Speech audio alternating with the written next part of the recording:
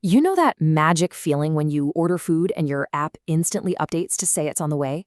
Or when you buy something online and bam, the confirmation email hits your inbox before you've even closed the tab? Well, that's not magic. It's often a simple but super powerful tool called a webhook.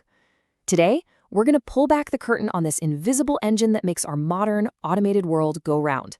And to really get why it's such a game changer, we have to look at the kind of clunky world that came before it. So, to really appreciate webhooks, we first have to understand the problem they were built to solve. Picture two apps that need to stay in sync. How does app A know that something important just happened over in app B? Without webhooks, it's basically a constant and really inefficient waiting game. The old way of doing things is called API polling, and honestly, the best way to think about it is like being a little kid on a long road trip, constantly asking, "Are we there yet? Are we there yet? How about now?" Your app has to constantly bug the server over and over asking, "Anything new? Got anything for me?" It's noisy, it wastes a ton of resources, and the updates are always delayed. Webhooks completely flip that on its head. Instead of asking, the server just tells you the second something happens.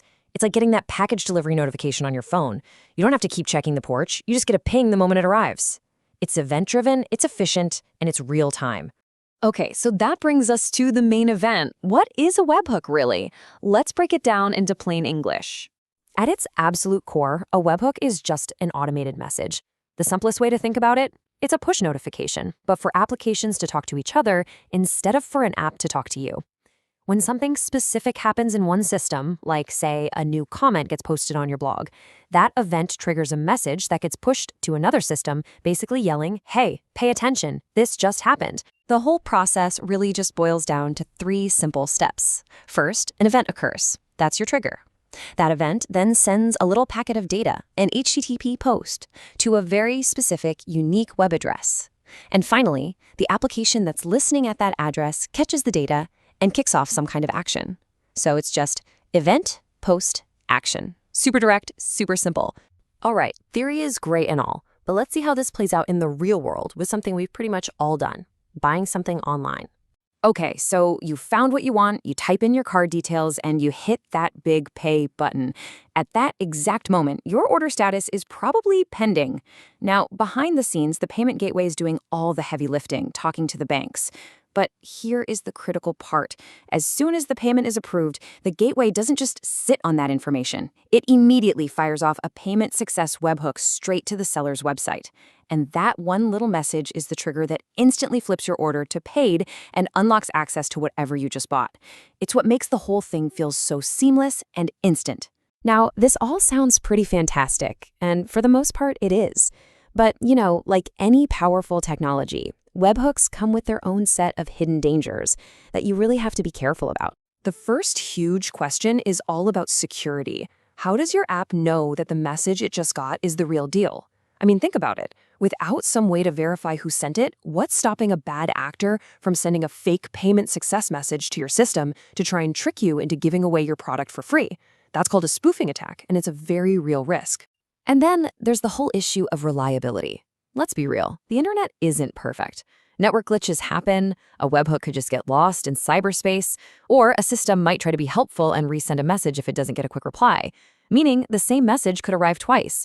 Imagine charging a customer twice, or worse, refunding them twice, all because of one duplicate webhook. Yeah, these are the kinds of scenarios that can give developers nightmares. Okay, so that might sound a little scary, but the good news is these are solved problems. There are well-established best practices to handle these dangers so you can build systems that are both secure and reliable. Let's walk through the solutions. So on the security side, there are three absolute must-dos. First, you always use HTTPS. No excuses. That encrypts the message in transit. Second, you use what's called a webhook secret. It's just a long, random string of text, basically a shared password that only the sender and the receiver know. And third, and this is the really clever part, you use that secret to create a unique digital signature for every single message. When your application receives the webhook, it performs the exact same calculation. If the signature it generates matches the one that was sent, you have cryptographic proof that the message is authentic and hasn't been tampered with. It's like checking the seal on a confidential envelope. For reliability, the playbook is just as clear. First, respond fast. Acknowledge that you got the message in under 10 seconds to avoid a timeout. Then you can do the actual work in the background. Now, to solve that duplicate message problem, you use something called an idempotency key. It sounds fancy, but it's just a unique ID that comes with every webhook, like a transaction number. Your system keeps a list of all the IDs it's already processed. If a message comes in with an ID it's already seen, it just says, nope, already did that, and ignores it. This guarantees you only perform an action once, no matter how many times the message arrives. So let's just zoom out for a second and look at the big picture. Why does all this technical stuff actually matter? When you get right down to it, webhooks are so much more than just a tool for developers. They are the fundamental connective tissue of the real-time internet. They're the plumbing that allows thousands of different apps and services to communicate instantly and automatically. They are the quiet foundation of the event-driven web, powering all of those seamless, real-time experiences that we've all come to expect as just normal. This is the tech that lets your smart home devices talk to each other, that lets your business software sync up perfectly. And it really leaves us with a fascinating question to think about. As our world gets more and more connected, more and more automated, what's the next event out there that we're going to need a webhook for?